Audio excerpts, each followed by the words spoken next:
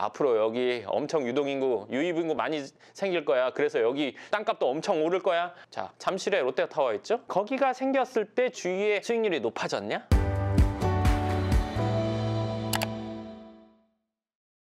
반갑습니다. 황소장입니다. 오늘은 삼성동 얘기를 할 거예요. 삼성동에 나가서 매물을 볼 건데요. 삼성동에 나가기 전에 사전 정보라고 보시면 좋을 것 같아요. 이전에 이제 대치동 매물 영상을 했었잖아요. 100억 이하 건물에 대해서. 근데 그때는 나가서 매물들에 대해서, 그러니까 나온 건물들에 대해서 이제 얘기를 하다 보니까 중간중간 이제 그 블럭에 대한 얘기도 하고 여건에 대한 얘기도 했어요. 근데 그거를 아예 처음에 딱 설명을 해주고 나서 나가서 보는 게 나을 거라고 생각을 해서 오늘 나가기 전에 얘기를 하는 거고요. 오늘은 12월 5일이에요. 일요일이에요. 근데 제가 오늘 왜 나와서 찍냐면 막 생각난 게 있는데 생각난 거를 또 미뤘다 찍으면 이게 또 얘기가 덜 나오고 그러더라고요. 그래서 생각난 김에 오늘 나와서 찍어야겠다 생각을 했고, 원래는 블럭마다 제가 현장에 나가서 블럭을 보여드리면서 이제 얘기를 하려고 했어요. 근데 오늘 일요일이고 직원들도 없고 혼자 나가서 찍으려니까 또 날씨까지 추워요. 네, 날씨 추운 게 커요. 그래서 나가서 중간에 차 세우고 혼자 이렇게 찍으려니까 쉽지 않을 것 같아서 차라리 이렇게 실내에서 충분히 얘기를 하고 나가는 게 낫다고 생각을 했어요. 그리고 이제 오늘 시작하기 전에 제가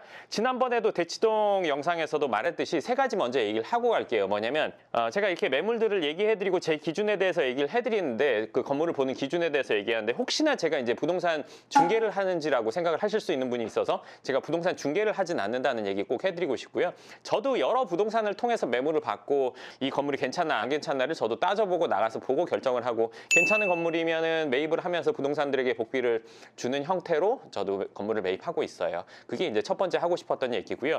제 기준은 뭐냐면 그냥 지나다니면서 건물을 여기 건물이 있구나 이렇게 본 거 말고, 실제로 이걸 살까 말까 고민했던 건물들이 1000개가 넘어요. 강남구에서만요.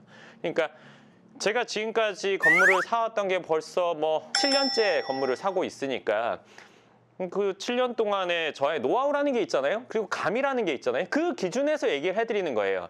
그러니까 그 기준이나 제 감이 다른 사람과 다를 수도 있어요. 철저히 제 개인적인 의견이니까 그 부분 꼭 알고 계시면 좋겠어요. 그러니까 저랑 다른 의견인 분들도 있을 거고, 특히나 건물주인 분들은 저랑 다른 의견인 경우가 더 많을 수 있어요. 저는 이제 객관적으로, 그리고 제가 이걸 사는 게 맞나 틀리나 판단했던 기준에 대해서 얘기를 해드리는 거예요. 그리고 세 번째는 본인 건물에 대해서 직접적으로 평가를 한번 받아보고 싶은 분들은 이제 저희 고정 댓글이나 설명글에 보시면 건물 평가받기 그 신청서가 있을 거예요. 그걸 써서 보내시면 저희가 따로 연락을 드리도록 할 거예요. 그러니까 사실 이게 건물을 매매하거나 사거나 할 때 부동산들의 얘기는 좋은 얘기만 하잖아요. 거래를 하기 위해서 좋은 얘기들을 하게 되는데 뭐 그건 당연한 거잖아요. 그러니까 근데 어떻게 보면 객관적으로 이게 정말 어느 정도 가치인지를 알고 싶은 분들은 그 신청서를 쓰시면 제가 한번 따로 연락을 드려서, 주중에 연락을 드려서 한번 평가하는 시간을 가져보도록 하겠습니다.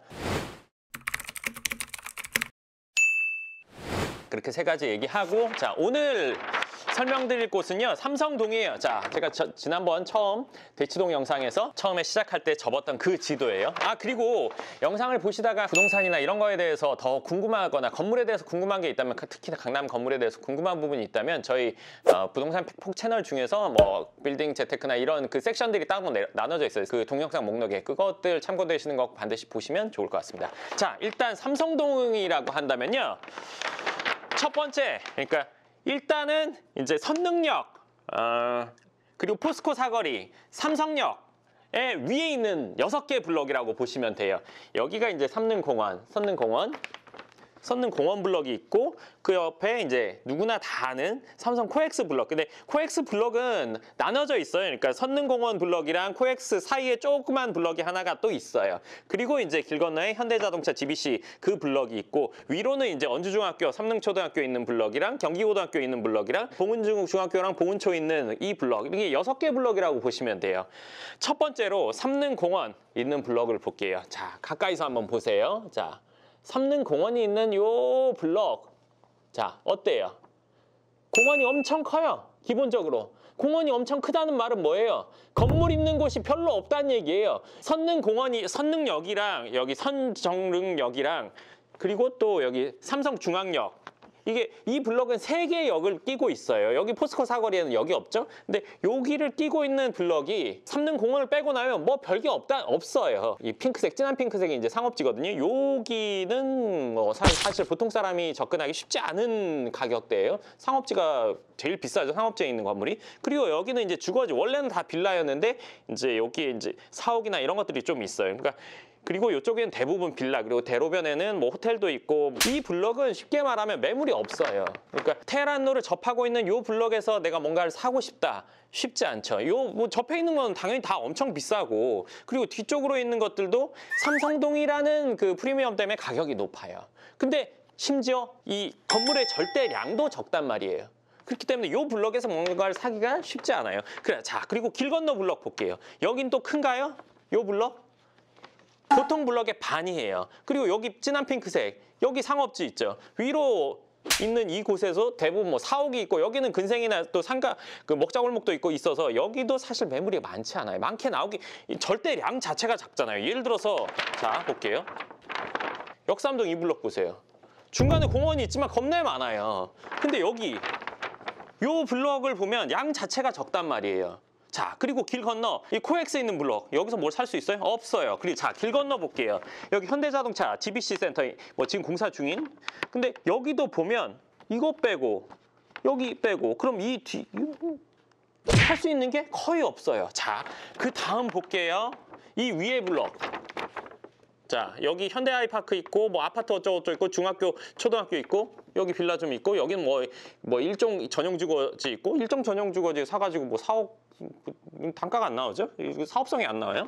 그 밑에 여기 아파트 단지 또 있고, 여기 대로변에 있는 건물들 빼면 뭐 매물 찾기가 어려워요. 매물이 절대 양 자체가 적다는 거예요. 자, 길 건너 볼게요. 경기고등학교. 제가 경기고등학교 나왔거든요. 바로 앞에 봉은사. 경기고등학교랑 봉은사 빼면 뭐 남아요?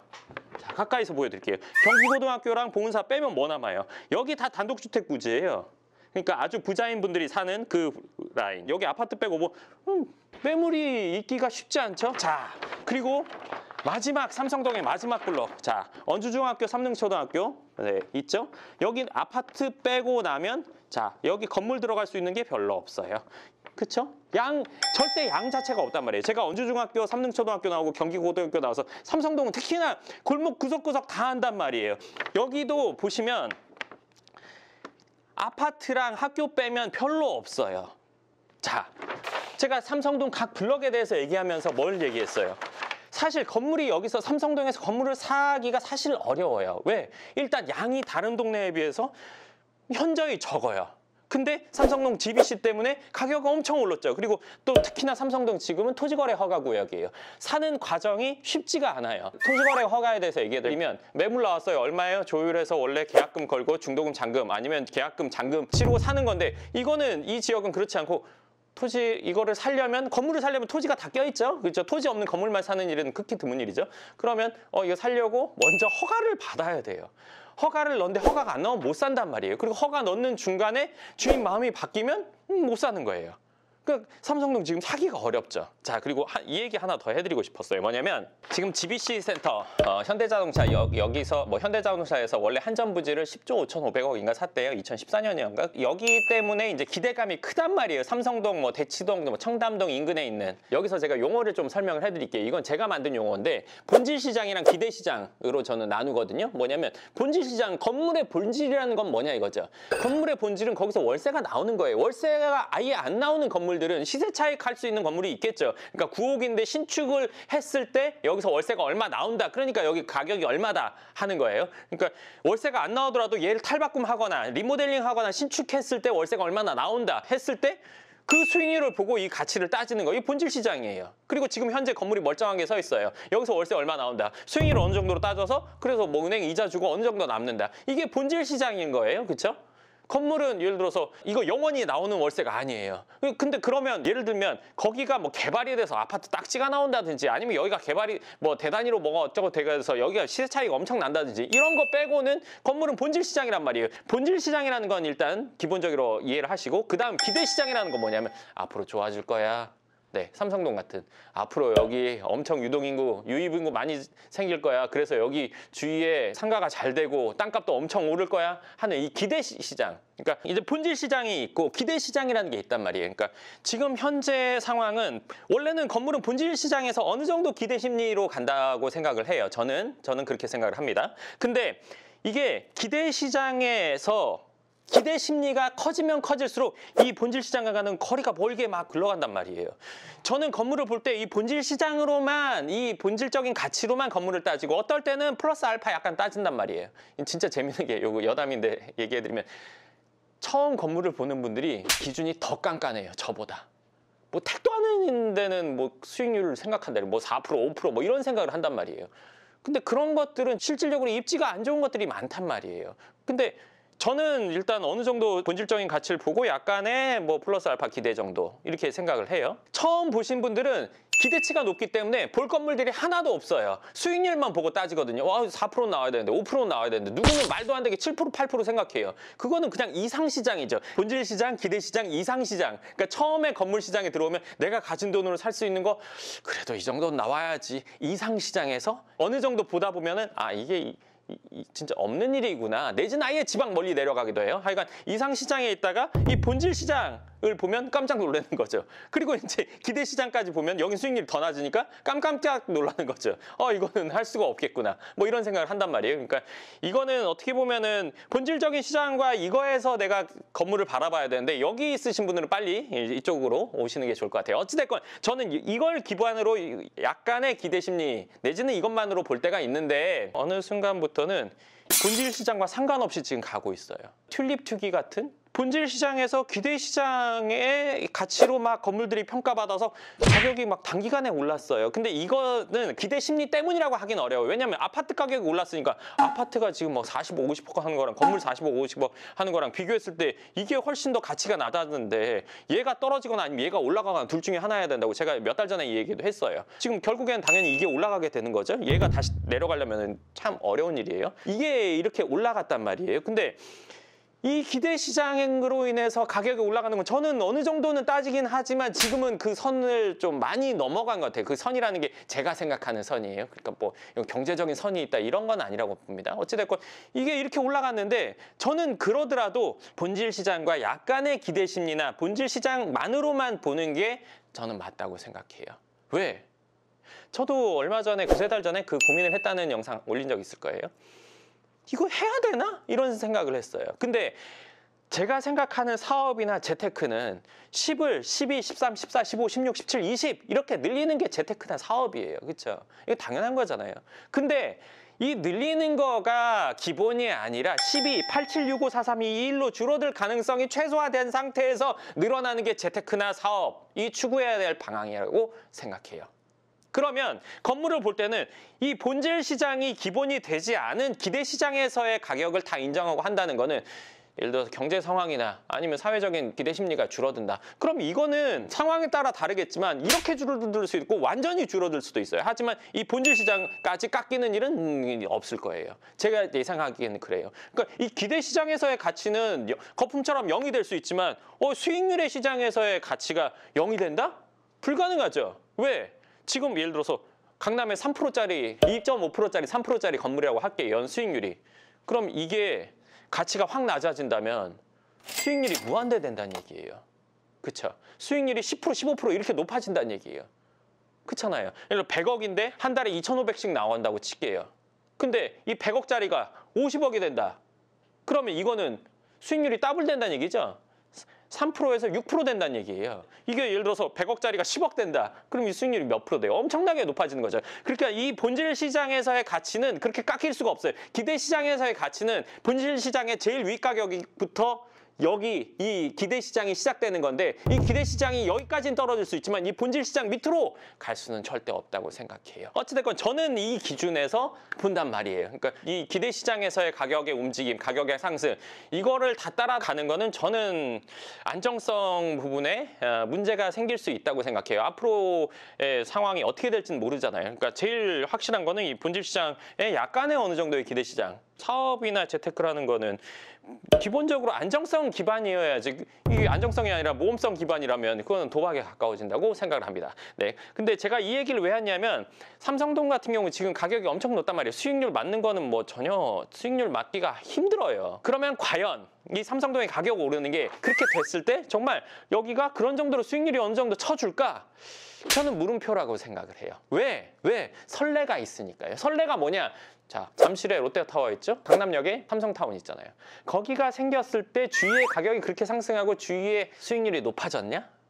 저는 제가 알기로는 그렇지 않아요. 뭐 물론 잠실에 있는 롯데타워는 주위에 뭐가 없죠. 그러니까 뭐 영향 끼칠 데가 사실 별로 없어요. 그러면 그 길 건너에 석천동이나 뭐 이런 데들이 영향이 있냐? 그렇지는 않단 말이에요. 그러니까 예를 들어서 어느 지역에 아주 큰 쇼핑몰이나 이런 게 생기면 주변에 막 기대 심리는 있지만 실제 생기고 나면 그래서 뭐거든요. 그래서 뭐라는 건 뭐냐면 유동 인구가 생겼지만 그냥 차 타고 들어가서 거기서 소비하고 끝이에요. 뭐 삼성타운 처음 들어올 때 막 공사할 때 주변에 오피스텔이나 아파트 막 가격 엄청 올라간다, 인구 유입되면 막 그렇게 될 거다 했지만 생기고 나서 전 그렇게 영향이 있다는 얘기를 못 들었거든요. 제가 아는 사람들이 그 인근에서 부동산을 하기도 했는데 그런 얘기 별로 못 들었어요. 그러니까 그게 왜 그러냐면 그게 지어졌지만 건물이 지어짐으로 인해서 생기는 유입 인구가 다 근처에서 근무를 해야 되냐? 그리고 근처에서 집을 살 만한 그런 경제적인 여건을 갖추고 있냐? 그거는 별개의 문제라고 생각해요. 물론 이 삼성동에 있는 GBC 센터 여기가 생겨나면, 여기가 생기면 이 협력업체들이 들어오는 거는 요 블럭 안에서는 그러니까 가능하지만 뭐 이 길 건너에 여기 뭐 코엑스는 안 되죠. 이 밑도 블럭이 작아요. 그리고 위는 지금 뭐 일종 전용주거 뭐 가격이 지금 막 완전 신나는데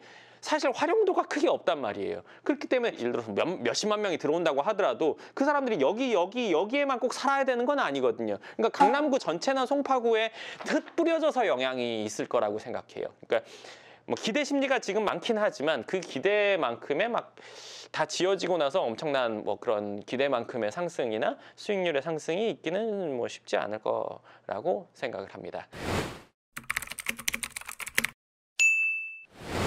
오늘 일단 나가기 전에 삼성동의 각 블럭에 대해서 좀 얘기를 했고요. 제가 내일은 출근을 해서 삼성동의 블럭에 있는 매물들을 직접 나가서 볼 거예요. 지금 이미 다 조사는 해놨어요. 총 하나, 둘, 셋, 넷, 다, 일곱, 여덟, 9개의 매물인데 가격대가 이제 100억 이하를 볼 거예요. 그러니까 이번에는 뭐 100억 넘는 건 없네요. 100억 이하의 매물들을 보면서 이야기를 해드릴 건데 제가 오늘 블럭 설명해드렸던 거를 생각하시고 2부를 한번 보시면 좋을 것 같습니다.